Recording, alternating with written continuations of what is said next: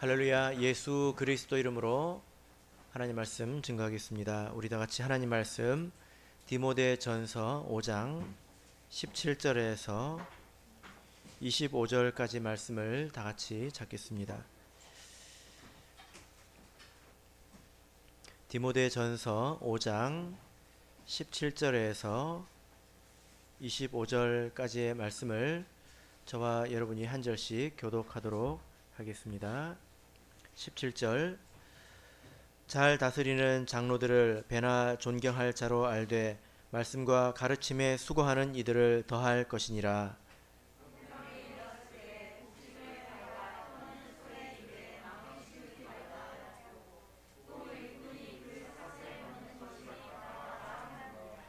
장로에 대한 송사는 두세 증인이 없으면 받지 말 것이요,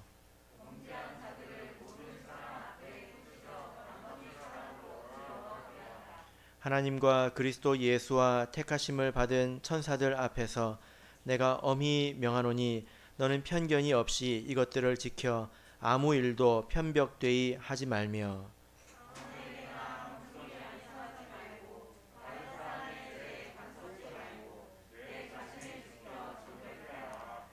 이제부터는 물만 마시지 말고 내 비위와 자주 나는 병을 인하여 포도주를 조금씩 쓰라.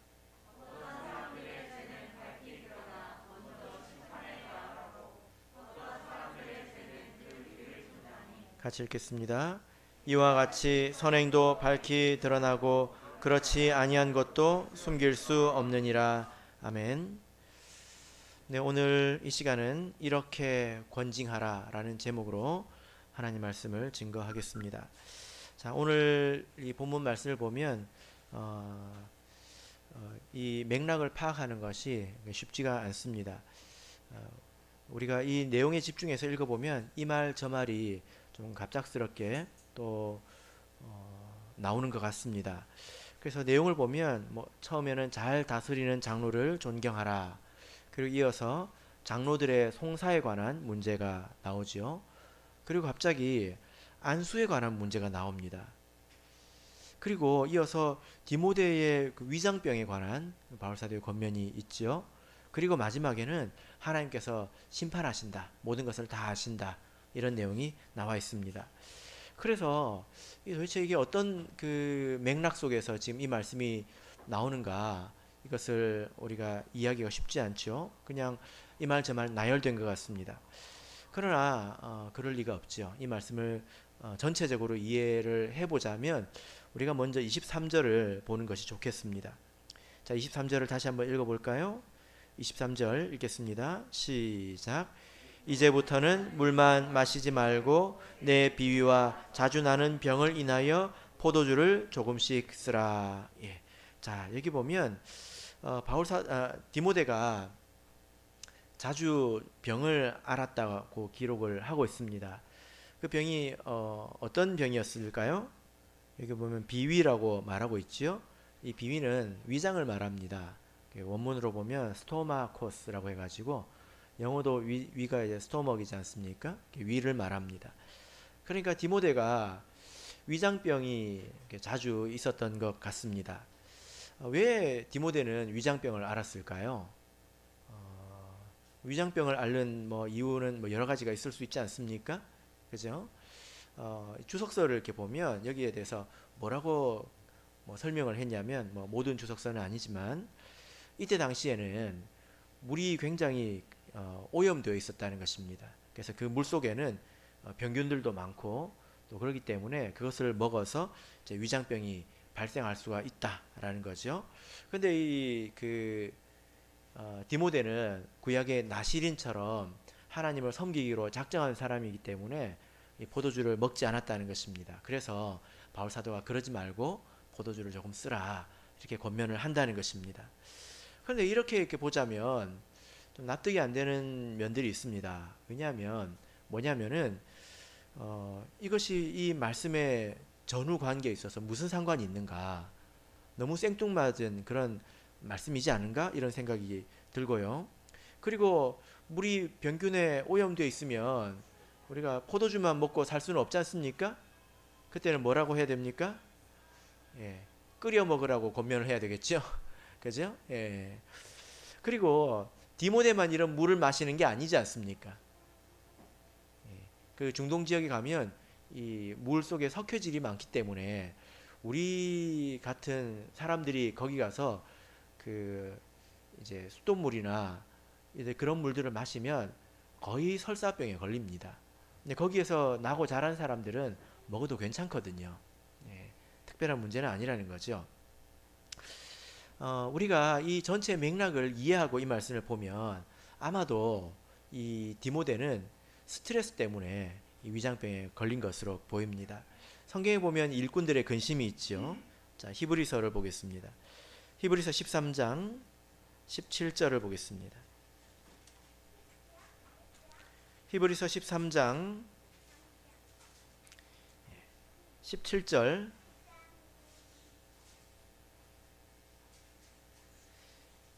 자, 우리 같이 읽도록 하겠습니다. 히브리서 13장 17절 읽겠습니다. 시작. 너희를 인도하는 자들에게 순종하고 복종하라. 저희는 너희 영혼을 위하여 경성하기를 자기가 회개할 자인 것 같이 하느니라. 저희로 하여금 즐거움으로 이것을 하게 하고 근심으로 하게 말라. 그렇지 않으면 너희에게 유익이 없느니라. 예. 자, 여기 보면 인도하는 자들, 어떤 책임을 맡아서 이끄는 사람들에게는 이런 그 마음이 있다는 것입니다. 어떤 마음입니까? 우리 여러분들께서도 어떤 부분에서 책임을 맡으면 그 일을 내가 잘해야 되겠다 이런 그런 마음이 있지 않습니까? 그래서 마지막에 내가 모든 것을 정산해야 될 것처럼 내가 좋은 것을 받았는데 그 열매가 없다면 스스로 괴롭겠지요. 물론 우리가 일을 하면서 모든 결과는 하나님께서 주시는 것이다 이런 것을 압니다. 또 그것을 믿고 우리는 최선을 다할 뿐이죠. 그러나 그렇다고 해서 그 결과에 대해서 전혀 무관심하느냐? 그렇지는 않다는 것입니다. 그래서 여기 보면 자기가 회개할 자인 것 같이 하느니라. 내가 마지막에 예수님 앞에서 정산해야 될 그런 책임이 있는 것처럼 그렇게 한다고 말하고 있지 않습니까? 모든 것이 하나님의 은혜이지만 남은 것이 많다면 즐거움으로 하게 될 것입니다. 근데 만약에 그렇지 못한다면 근심하면서 하게 된다 이렇게 말씀하고 있지 않습니까? 그래서 이제 이런 말씀을 통해서도 본다면 아마도 디모데는 이렇게 스트레스를 받고 또 자책하는 마음이 좀 크지 않았나 이렇게 생각이 됩니다. 저도 목회 초년에 이제 만성체증 또 뭐 위염 이런 것들이 항상 있었던 것 같습니다. 그리고 제가 이렇게 나와서 물어보니까 목자님들이 전부 다 있는 병이 뭐냐면 거쳐가는 병이 뭐냐면 뭐죠? 갑자기 생각이 안 나네. 만성 뭐 대장증후군 설사하는 병 있잖아요. 예? 과민성, 예, 과민성 대장증후군. 예, 이제 그게 뭐 거의 통과 의례인 것처럼 이렇게 이야기를 하시더라고요. 그래서 처음에는 제가 체질 때문에 그런 줄 알았습니다. 내가 이렇게 그 위장이 약하구나 이렇게 체질 때문인 줄 알았는데 지나 보니까 아닌 것 같습니다. 체질의 문제가 아닌 것 같습니다. 자, 이 말씀을 보시면 여러분 디모데는 어떤 그 문제로 이런 그 병을 얻게 되었을까요? 자주 이런 병을 또 얻게 되었을까요? 예, 오늘 본문의 말씀을 돌아보시면 이 문제는 장로들의 문제였다는 것입니다. 장로들에 관한 문제. 예, 그러니까 그들이 범죄를 하거나 질서를 어지럽히거나 그랬을 때는 디모데가 그것을 잘 다스려내지 못했던 것 같습니다. 디모데는 또 착한 사람이지 않습니까? 그러니까 그런 것들을 마음으로 자기가 다 이제 감내하고 감수하고 아마 그랬던 것 같습니다. 자, 그래서 오늘 이 말씀을 이런 각도에서 이런 맥락에서 살펴보도록 하겠습니다. 그래서 디모데에게 어떻게 권면을 했는지 우리가 보도록 하겠습니다. 자, 본문으로 돌아가셔서 디모데전서 5장 17절에서 18절 말씀을 같이 읽도록 하겠습니다. 17절, 18절 읽겠습니다. 시작. 잘 다스리는 장로들을 배나 존경할 자로 알되 말씀과 가르침에 수고하는 이들을 더할 것이니라. 성경에 일렀으되 곡식을 밟아 떠는 소의 입에 망을 씌우지 말라 하였고 또 일꾼이 그 삭을 받는 것이 마땅하다 하였느니라. 예. 자, 여기 보면 먼저 잘 다스리고 또 가르치는 장로들을 귀하게 여기라 이렇게 권면을 하고 있습니다. 근데 여기서 나오는 이 장로는 지금 우리 교회에 있는 장로님들과는 조금 다른 그런 개념입니다. 초대교회, 사도교회는 이런 행정적인 또 직분이라든지 질서라든지 이런 것이 지금처럼 이제 완전히 구비된 때는 아니었거든요. 자, 그것을 한번 보겠습니다. 사도행전 14장을 보겠습니다. 사도행전 14장 23절을 보겠습니다.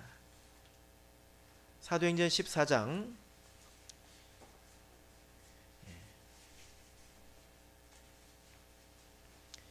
23절, 자, 같이 읽겠습니다. 시작. 각 교회에서 장로들을 택하여 금식 기도하며 저희를 그 믿음 바 주께 부탁하고. 예. 자, 여러분, 이 말씀은 바울 사도가 1차 세계 전도 여행 때 있었던 일입니다. 바울 사도가 이 갈라디아 지역을 선교하면서 각 지역에 다니면서 유대인의 회당을 방문하고 또 그들을 중심으로 해서 교회를 세우지 않았습니까? 그때 이적 기사도 많이 있었고 또 복음을 바울 사도가 열심히 전했습니다. 근데 바울 사도가 여기 한 지역에 계속 머물러 있을 수가 없었어요. 여러 군데 또 다녀야 되지 않습니까?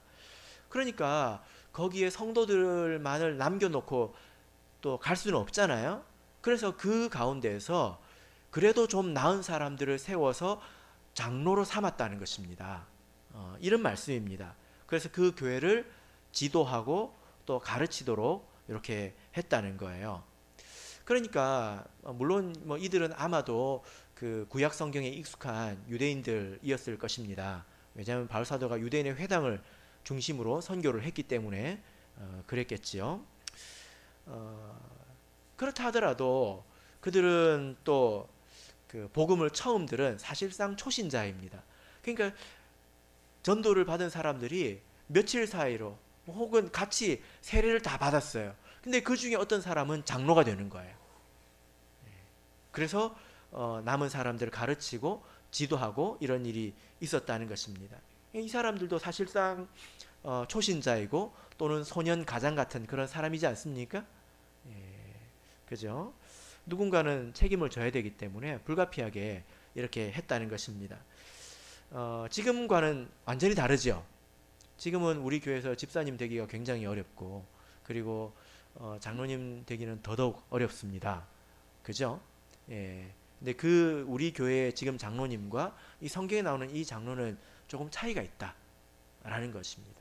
아마도 그때는 뭐 비교적 유대교에서 오래 생활을 한 그런 나이 드신 분들도 세례를 받고 초신자가 되긴 했을 거예요. 그죠? 여러분 이렇게 한번 생각을 해보십시오. 이제 제가 어느 지역을 가가지고 저기 뭐 예를 들어 당진 이런 곳에 가가지고 교회를 세웠습니다. 복음을 전파하고 세웠습니다. 그러면서 많은 사람들이 몰려왔어요. 그 중에 뭐 장로교에서 온 사람도 있고 안식교에서 온 사람도 있고 원불교에서 온 사람도 있고 무교도 있고 그런 사람들이 막 모였습니다. 근데 제가 거기 계속 있을 수는 없잖아요. 그래서 떠나는데 거기에 누군가를 세워야 되잖아요. 그럼 비교적 그래도 좀 나은 사람을 세울 겁니다. 여러 가지 생각을 해서 그렇게 맡기고 교회를 잘 돌봐라, 잘 가르치고 돌봐라 하고 제가 돌아온다면 여러분 좀 불안하지 않습니까? 그들이 알아서 잘 할까요? 이게 초대의 교회였다는 거예요. 그러니까 그 안에서 별의별 일이 다 일어났을 거 아닙니까? 그죠? 그 안에서 어떤 일들이 일어났을까요?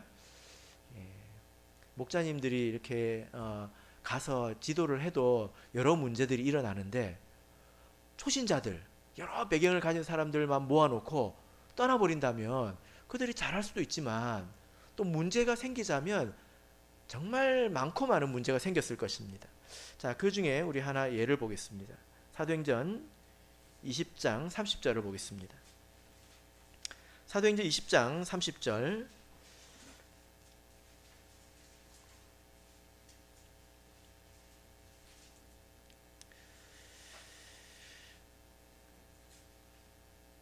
사도행전 20장 30절 같이 읽겠습니다. 시작. 또한 너희 중에서도 제자들을 끌어 자기를 쫓게 하려고 어그러진 말을 하는 사람들이 일어날 줄을 내가 아노니.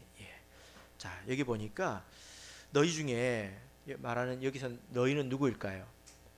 지금 바울 사도가 에베소의 교회 장로들을 불러서 하는 이야기입니다. 이 장로들은 바울 사도에게 특별 훈련을 받은 사람들이죠. 3년간 바울 사도에게 교육받은 그런 사람들입니다. 그러니까 아마 이들도 유대교 출신이었을 것이고, 대체적으로. 그리고 이 사람들이 또 복음에 대해서 바울 사도에게 상세하게 배웠다는 것입니다. 근데 이런 사람들 중에서도 바울 사도가 염려를 하고 있는 거예요. 걱정을 하고 있습니다.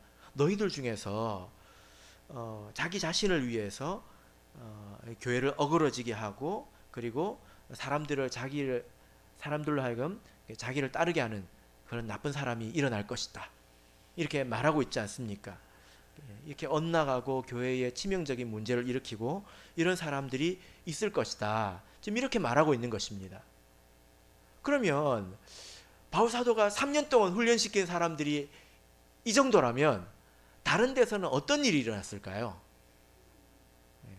그러니까 우리가 생각을 해보면 지금하고는 완전히 다른 판이라는 거예요.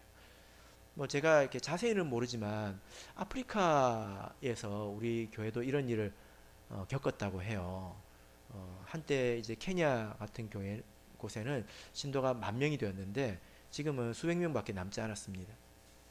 이 지도자가 배교를 해가지고 간판을 바꿔버리고, 그러면 신도들은 아무것도 모르지 않습니까? 그런 일들이 있었다는 거예요. 성경에도 그런 예들이 있죠. 요한 3서를 보겠습니다. 요한 3서 1장 10절을 보겠습니다. 요한 3서 1장 10절. 자, 읽겠습니다. 시작. 이러므로 내가 가면 그 행한 일을 잊지 아니하리라. 저가 악한 말로 우리를 망령되이 평론하고도 유의부족하여 형제들을 접대치도 아니하고 접대하고자 하는 자를 금하여 교회에서 내어 쫓는도다. 자, 여기 보니까 어떤 사람에 대해서 말하고 있는데, 이 사람은 아마도 이제 교회에서 지도자로 세움을 받고 가르치던 그런 사람이었을 것입니다. 그리고 이 일꾼들은 또 다른 곳을 또 순회하지 않습니까? 근데 그 사이에 그곳에서 자기 마음대로 진리를 왜곡시켜서 전하고, 또 사람들이 그때 당시에는 글자도 잘 못 읽는 사람들이니까 사람들을 자기의 영향력 아래 이렇게 가두어 버렸다는 것입니다. 충분히 그런 일이 있을 수 있죠. 그래서 그런 소식을 접해서 이 총회에서 일꾼을 파송했을 때 그 사람을 받아들이지도 못하게 하고, 그리고 그 사람을 영접하려고 하는 성도들을 금지하고 그렇게 해버렸다는 거예요. 그럼 교회가 통째로 하나 넘어가게 되는 이런 상황이 생긴 거지 않습니까? 이게 초대교회에서 있었던 일입니다. 그러니까 지금 디모데가 아마 여러 곳의 교회를 이렇게 돌봤을 것입니다. 지금은 교통이 좋아서 비교적 1시간 거리에, 차로 1시간 거리에서도 안식일에 출석을 하지 않습니까? 근데 이때 당시는 그러기가 힘들잖아요. 여기저기 몇 가정 이렇게 떨어져 있었을 거예요. 그런데 저기서 어떤 사람이 뻥 하고 사고를 치고 저기서 누가 뻥 하고 사고를 치면 누가 비진리를 전한다고 하더라, 누가 죄를 지었다고 하더라, 그리고 새를 만들어서 사람들을 핍박한다고 하더라. 이런 이야기를 들으면 디모데가 얼마나 스트레스를 받았겠습니까? 그죠? 아마도 그런 말을 들었으면 디모데가 아마 이렇게 샘물 아시죠? 샘물? 땅에서 물이 퐁퐁퐁퐁퐁 솟아오르지 않습니까? 아마 위에서 위액이 퐁퐁퐁퐁 솟아올랐을 거예요. 그러니 이렇게 위장병이 안 걸릴 수 있었을까요? 장로의 개념이 이렇다는 것입니다. 그래서 사실은 이들은 헌신적인 사람이고 좋은 사람들이죠. 한번 생각해 보세요. 바울 사도가 한 곳에 머물 수가 없습니다. 분신술을 할 수도 없지 않습니까? 몸이 10개도 아니잖아요. 그래서 어떤 한 곳을 맡겨두고 장로를 세웠을 때 그 사람이 그곳을 원만하게 잘 다스리고 그리고 잘 가르친다면 얼마나 고마웠을까요? 그죠? 그래서 오늘 이 말씀이 그 뜻입니다. 잘 다스리는 장로들을 배나 존경하라. 또 잘 가르치는 자들을 더하라. 그리고 18절을 보시면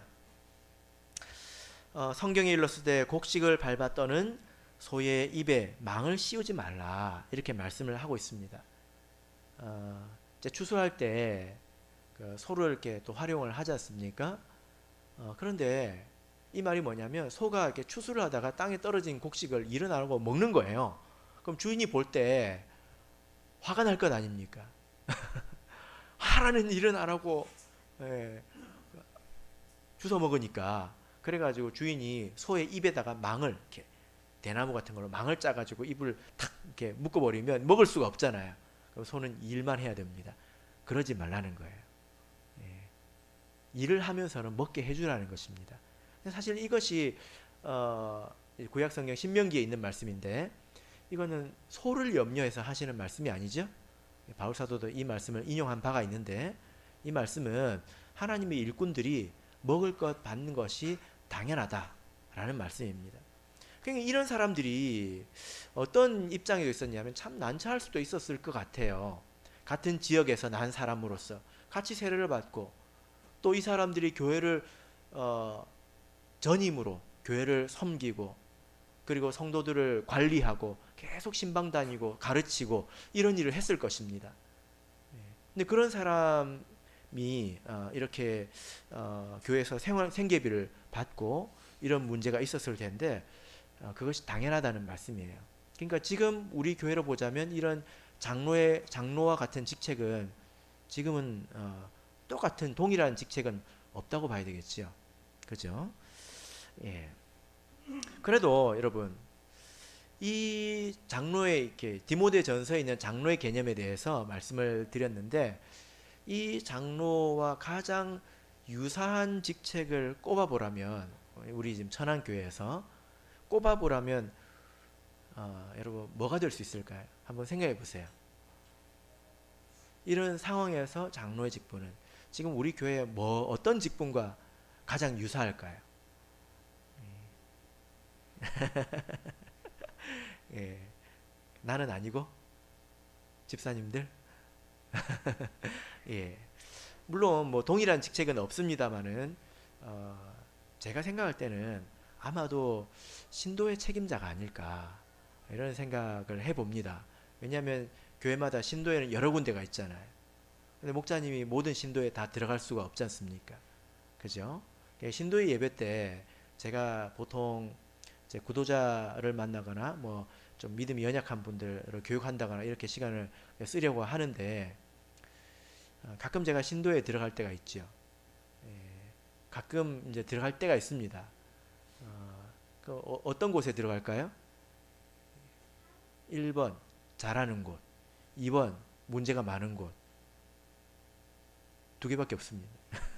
1번일까요? 2번일까요? 예, 수습하러 가겠죠. 어떤 문제가 있을 때. 그죠? 예, 그렇다는 것입니다.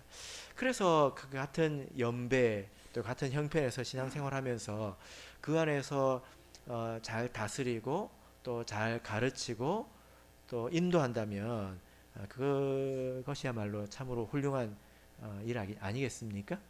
예, 이렇게도 생각해 볼 수 있다는 것입니다. 지금은 제가 위장병이 있을까요? 없을까요? 가끔씩 있습니다.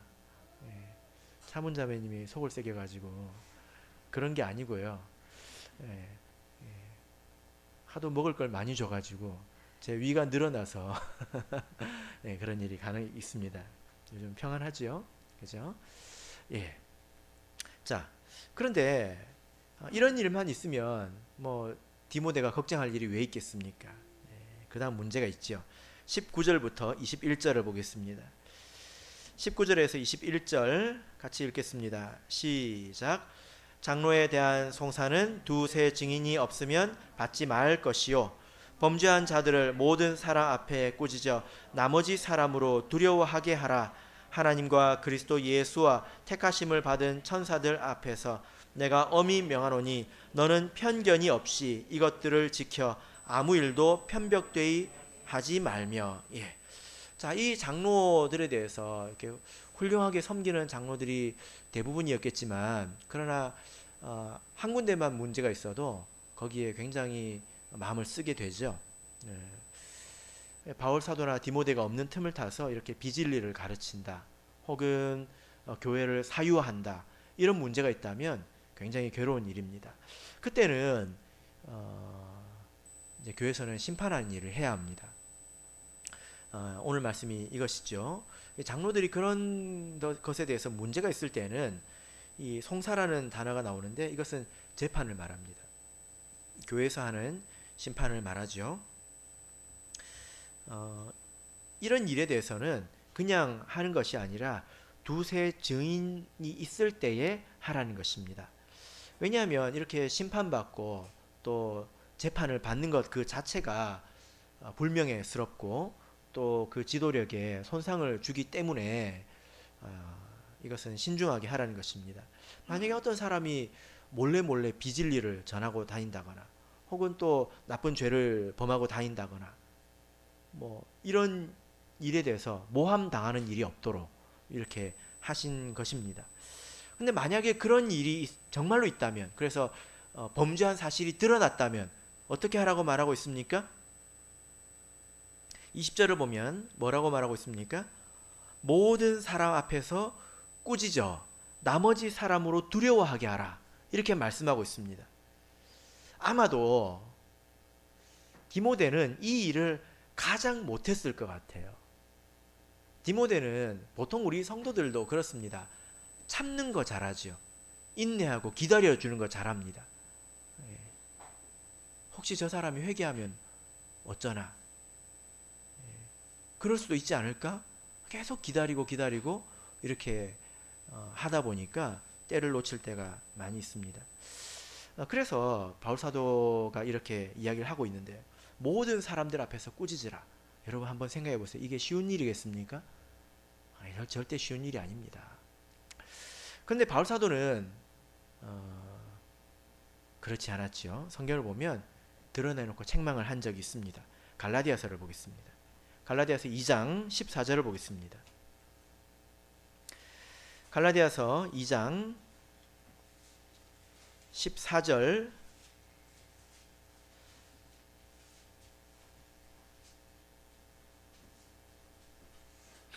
자, 같이 읽겠습니다. 갈라디아서 2장 14절 읽겠습니다. 시작. 그러므로 나는 저희가 복음의 진리를 따라 바로 행하지 아니함을 보고 모든 자 앞에서 게바에게 이르되, 내가 유대인으로서 이방을 쫓고 유대인답게 살지 아니하면서 어찌하여 억지로 이방인을 유대인답게 살게 하려느냐 하였노라. 이 이야기는 아주 유명한 이야기죠. 베드로가, 여기서 나오는 게바는 베드로입니다. 이 베드로가 이방인들과 식사를 하고 있었는데, 그때 교회는 유대인들 출신의 그런 성도들 가운데 굉장히 강경한 사람들이 있었습니다. 그래서 그들은 모세 율법을 지켜야 된다고 심지어 이야기를 하고, 할례를 받아야 된다고 이야기를 하고, 이방인들 성도들은 상종하기 싫어하는 그런 무리들이 아직도 있었습니다. 복음이 뭔지 잘 모르는 거죠. 그죠? 근데 그런 사람들의 힘과 세력이 얼마나 셌냐면, 베드로, 이 수제자 베드로도 눈치를 보는 정도였습니다. 그래서 이방인들과 식사를 하고 있을 때 그런 사람이 딱 들어오니까 베드로가 일어나서 그냥 나가버린 거예요. 순식간에. 자기도 모르게. 그것이 들통이 났을 때 바울 사도가 베드로를 책망했다는 것입니다. 어떻게 그럴 수 있느냐. 모든 사람들 앞에서 베드로를 책망했다는 것입니다. 여러분 한번 생각해 보세요. 베드로가 누구입니까? 예수님의 수제자 아닙니까? 그죠? 교회에서 가장 영향력 있는 사람이지 않습니까? 근데 그 사람을 모든 사람 앞에서 책망했다는 것입니다. 여러분 이렇게 해야 화병이 안 걸리거든요. 예. 이 말씀을 읽고 오해를 하지 마시길 바랍니다. 아, 역시 사람은 마음에 담아두면 안 돼. 그냥 말하고 살아야 돼. 절대 그러지 마십시오. 이런 걸 뭐라고 하는지 아십니까? 마음에 담아두지 말고 다 말하고 살아야 된다. 이런 걸 뭐라고 말하는지 아십니까? 감정 배설이라고 합니다. 감정 배설. 배설이 뭡니까? 몸속에 있는 더러운 것들을 내보내는 걸 배설이라고 하잖아요. 자기 속에 있는 이렇게 나쁜 감정 이런 것들을 다 크게 배설을 하는 거예요. 자기는 속이 시원할지 모르겠지만 옆에 있는 사람들은 어떻게 됩니까? 다 그 오물을 뒤집어 쓰고 집에 가서 속이 상하지 않겠습니까? 주변에 있는 사람들이. 절대로 그러면 안 됩니다. 그것은 죄 짓는 것입니다. 바울 사도가 지금 모든 사람 앞에서 책망한 것은 자기가 열받아 가지고 이렇게 한 일이 아니에요. 왜 이렇게 했습니까? 이것은 복음을 위반하는 일이기 때문에 그런 것입니다. 복음의 핵심은 하나 되게 하는 것이고, 그죠? 그리고 율법을 이제 성취하는 것이 복음이지 않습니까? 그런데 이렇게 베드로가 이런 행동을 했다라는 것이 온 교회에 퍼지게 되면 사람들이 다 그렇게 변해가지 않을까요?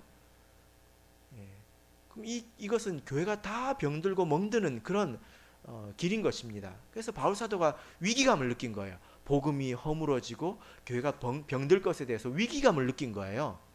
그래서 바울 사도가 염치불구하고 모든 사람들 앞에서 베드로를 책망을 한 일입니다. 이것은 복음을 위해서 한 일이죠. 그죠? 복음을 위해서, 교회를 위해서는 이렇게 할 수 있어야 합니다. 근데 디모데는 소심해서 이렇게 책망을 하지 못했던 거예요. 그러니까 어떤 일이 생겼습니까? 그 사람은 더 망하고, 책망해야 될 때를 놓치면 그 사람들은 더 고착화되고, 교회도 망하고, 자기도 망하고, 자기도 화병 걸리고 윗병 걸리고, 교회도 교회대로 무너지고, 그 사람은 그 사람대로 범죄하고, 이런 일이 생기는 것입니다. 그래서 교회에서 간혹 그 문제가 있을 때에, 어떤 범죄건이 있을 때에 이렇게 책망할 수가 있어야 합니다. 이게 사랑이 없는 일이 아니에요. 우리 성도님들은 그렇게 생각을 많이 하거든요.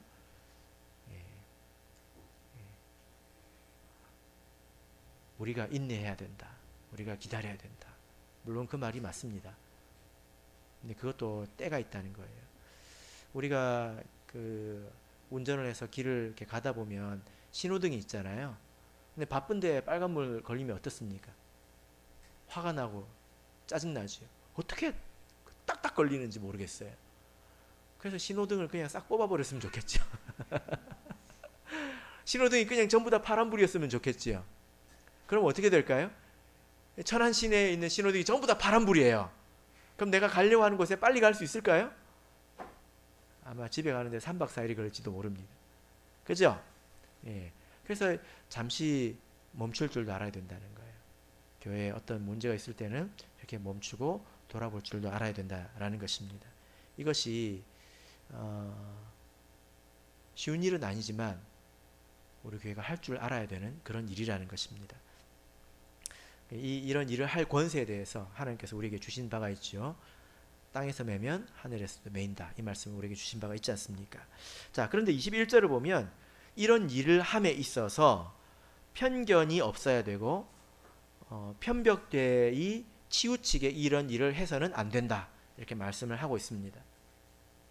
자, 이제 마지막으로 22절에서 25절을 읽어보겠습니다. 22절에서 25절 읽겠습니다. 시작. 아무에게나 경솔히 안수하지 말고 다른 사람의 죄에 간섭지 말고 내 자신을 지켜 정결케 하라. 이제부터는 물만 마시지 말고 내 비위와 자주 나는 병을 인하여 포도주를 조금씩 쓰라.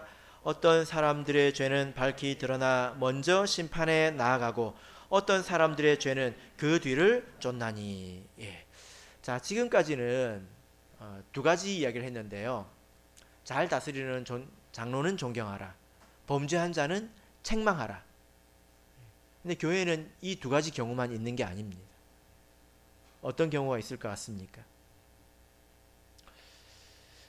어떤 경우가 있냐면 벼룩을 잡으려고 초가삼간을 태울 수는 없다. 이게 무슨 말인지 알겠죠?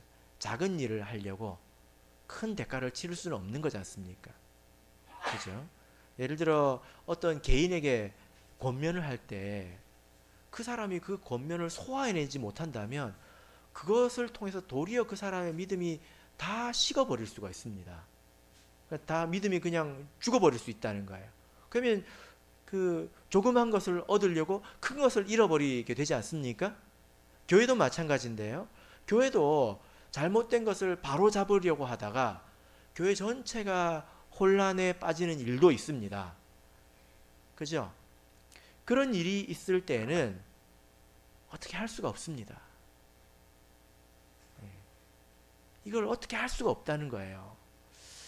문제가 없어서 말을 안 한 것이 아니라 감당을 할 수가 없다는 것입니다. 어떻게 할 방법이 없다는 거예요. 아무것도 방법이 없다는 것입니다. 이런 일을 우리가 마주할 때가 있습니다. 여러분들도 신앙생활 하면서 이것은 아닌데 어떻게 할 수 없다 라는 때를 겪어보신 적이 있을 거예요.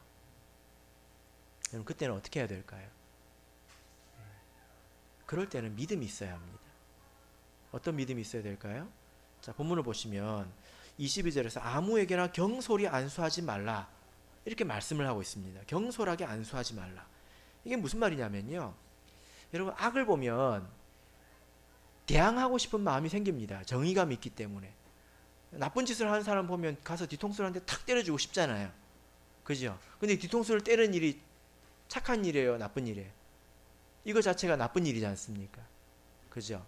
그런데 교회에서 어떤 장로가 세력을 가지고 그러면 어떤 마음이 드냐면요. 내 말을 잘 듣는 사람을 키우고 싶은 마음이 생겨요. 디모데 입장에서는 그렇다는 것입니다. 그렇게 해서 어떻게 일을 해보려고 하는 그런 일이 생기는 것입니다. 그래서 경솔하게 안수하지 말라는 것은 아무나 일꾼으로 세우지 말라는 거예요. 저 사람이 마음에 안 든다고 해서 네 마음에 드는 그 사람을 함부로 일꾼으로 세우지 마라. 그것은 정치꾼들이 하는 거죠. 옳고 그름을 떠나가지고 네 편이냐 내 편이냐 이게 중요한 거지 않습니까? 그죠? 그런 일을 하지 말라는 것입니다. 그런 사람이 시간이 지나면 나중에 더 큰 문제를 일으킵니다. 그럼 그 죄는 누구한테 지분이 있을까요? 그 사람을 직분자로 이 일꾼으로 세운 디모데에게 책임이 있는 거예요. 그 죄의 지분이 있다는 것입니다. 그 말이 뭐냐면 다른 사람의 죄에 간섭하지 말라 이 뜻이에요. 교회가 어그러져가는 모습을 보면 속이 상하고 어떻게 해서라도 바로잡고 싶은 마음이 있겠지만 그러나 이런 식으로 해서는 안 된다는 것입니다. 그렇게 해서 세워진 사람이 나중에 더 큰 죄를 짓고 교만할 때에 그 죄에 대해서 지분이 있다는 거예요. 그래서 믿음을 가지라고 말합니다. 24절, 25절을 읽겠습니다. 어떤 믿음입니까? 어떤 사람들의 죄는 밝히 드러나 먼저 심판에 나아가고 어떤 사람들의 죄는 그 뒤를 쫓나니 시간이 많은 것을 드러낸다. 시간이 많은 것을 증명한다. 그런 말씀이지 않습니까? 그죠? 그리고 이와 같이 25절을 보시면 이와 같이 선행도 밝히 드러나고 그렇지 아니한 것도 숨길 수 없느니라. 모든 것은 다 결국 드러나게 된다. 하나님께서 드러나게 하신다라는 것입니다. 그런 하나님의 섭리와 하나님의 그 일을 믿으면서 그렇게 함부로 일을 하지 말라는 것입니다. 그때 디모데가 해야 될 일은 무엇일까요? 그런 상황에서 내가 이렇게도 저렇게도 할 수 없는 그런 상황에 있을 때에 디모데는 뭘 해야 될까요?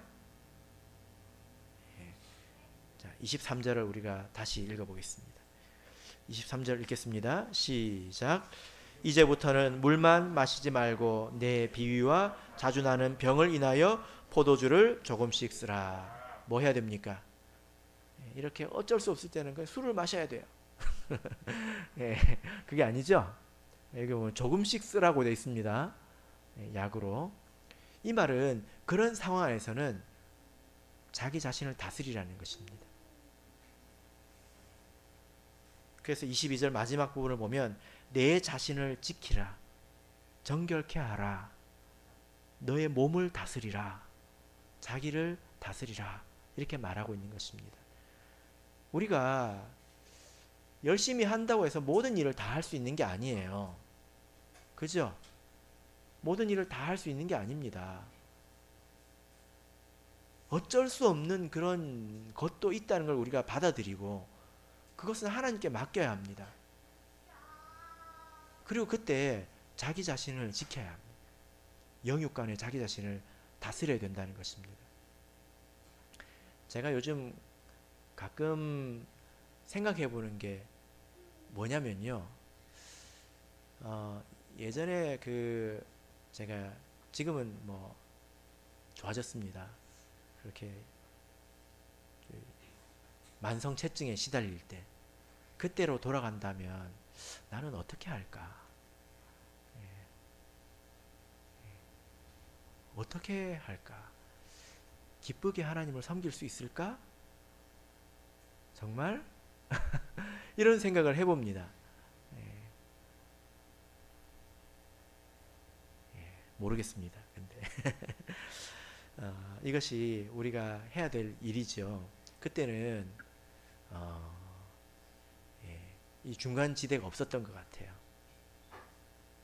그랬던 것 같습니다. 오늘 제목이 무엇입니까? 이렇게 권징하라. 권징이라고 하는 것은요, 권면, 징계, 이것이 합해진 단어인데, 권면이라고 하는 것은 세우는 것을 말하는 것이고, 징계는 허무는 것을 말해요. 좋은 교회는 권징할 줄 아는 교회입니다. 이게 무슨 말이냐면 권면할 것, 세울 것은 잘 세워가는 교회, 또 허물 것은 잘 허무는 교회. 이 교회가 좋은 교회입니다. 우리는 어떤 것을 세워야 합니까? 이렇게 잘 다스리고 잘 가르치는 이런 일꾼들, 이런 사람들이 되도록 우리가 애써야 되고 이런 일꾼들을 우리가 존경해야 합니다. 반면에 이렇게 범죄한 것에 대해서는 허물 줄 알아야 되겠죠. 그리고 그 사이에서는 우리가 믿음을 가지고 살아야 합니다. 어쩌면 이것이 내 게으름일 수도 있잖아요. 그죠?